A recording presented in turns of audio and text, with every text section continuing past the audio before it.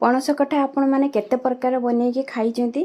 जदि पणस कठा को आपण माने एमती थरे बनेकी खाइबे ताले पूरा मांस तरकारी परी लागिबो।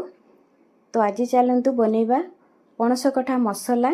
पणस कठा मसला बनेया पई कि वीडियो को आपण माने संपूर्ण देखंतु, शेष जाए देखंतु, लाइक शेयर करिवे। चैनल रे नुआ जदि अछंती प्रथम थर पई कि देखुचंती ताहाले प्लीज सब्सक्राइब करिवे। सब्सक्राइब करे जमा भी भूलिबेनी। नमस्कार, जय जगन्नाथ सांग माने मॉम्स किचन क्वीन रे आपण मान को बहुत बहुत स्वागत। पणस कठा तरकारी पई कि मु एठी 750 ग्राम रो पणस कठा नेइची। एठी देखंतु मु ताको काटिकी पानी रे पके नेइची।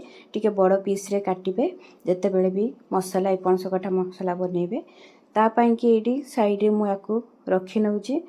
आउ चलंतु देखिबा आपन कि मु केतेटा आलू नेइची। एठी मु दुईटा आलू टिके बड़ साइज रे काटिकी नेइची। एतिकी रखिला परे आमे गोटे प्रेशर कुकर नै आसीबा। पणस कठारू पानी बाहर करिकी एई प्रेशर कुकर रे याकू पणस कठा देकी आमे सिजेबा। तो एठी पणस कठा मु देई देली एई प्रेशर कुकर रे। तापरे आमे सिजिया पई कि किछि पानी देई दबा।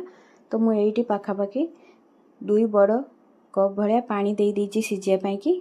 आउ एठी पणस कठा को सिजिया पई कि स्वाद अनुसार लूण हाफ चामच हळदी देकी आको कवर करिकी आमे प्रेशर कुकर कवर कर दबा। कवर करला परे आमे याकू गोटे सीटी आसिया पर्यंत आमे आकू छाड़ीबा, सिजिया पई छाड़ीबा। तो एठी देखंतु हमर गोटे सीटी आसी गलानी।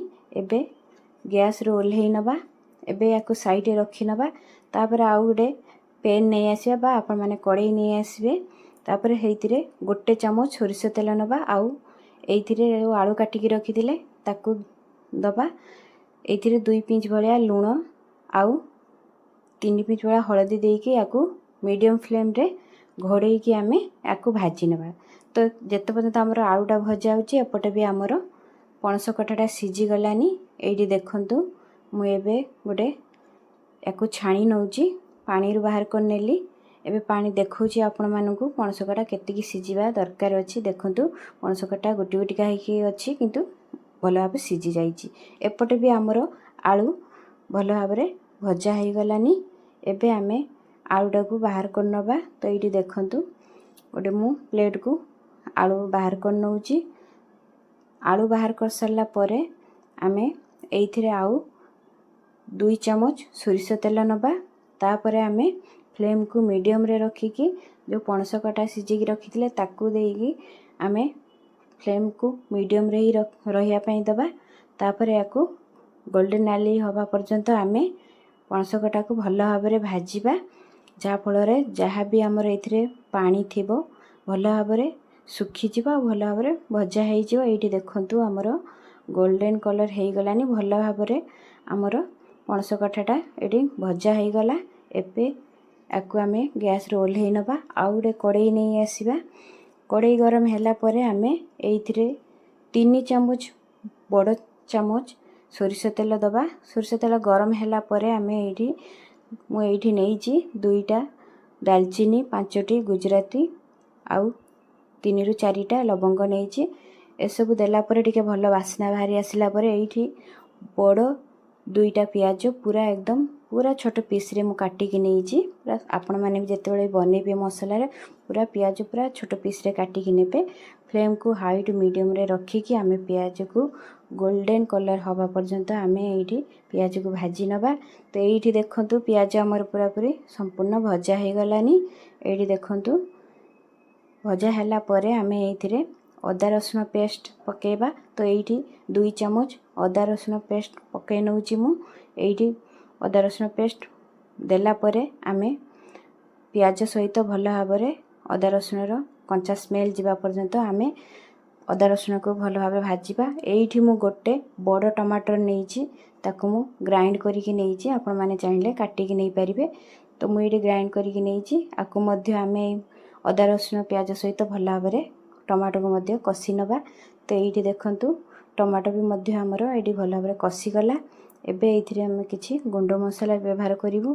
तो एठी देखंतु गोटे छोट चामच धनिया पाउडर, गोटे छोट चामच जीरा पाउडर, गोटे छोट चामच जीरा लंका आउ गरम मसला मिसेकी गोटे चामच एठी गोटे चामच Kashmiri red chilli powder half चामच हळदी पाउडर आउ एठी मसला कसिला भलिया स्वाद अनुसार लूण देदेबा एठी 3 ରୁ 4 चामच पानी देकी मसला को आमे 2 मिनिट पाई भल भाव कषिबा। तो जिते पर्यंत आमर ये देखु 2 मिनिट भल भाव कषिगला आउ गोटे मिनिट पाई आमे याको कभर करदबा फ्लेम को लो रे रखिकी। एबे देखंतु आमर मसला संपूर्ण कषिगला केमती जानिबे जेते बेले मसला रो तेल आमर ऊपर को उठी आसी जानिबे जे आमर मसला रा कषिगला।